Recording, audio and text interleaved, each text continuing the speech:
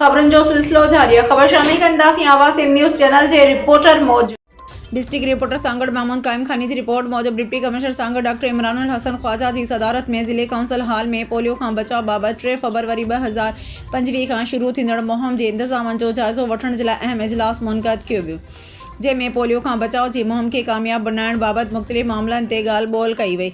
इजलास में सिहत खाते के ऑफिसरन पोलियो मुहिम बाबत कयल इंतजामन ते ब्रीफिंग ॾिनी। उन मौके ते डिप्टी कमिश्नर ख़िताब कंदे चयो त पोलियो मुहिम के कामयाबी से हमकिनार करण में UCMOs ऐं एरिया इंचार्ज जो अहम किरदार होंदो आहे।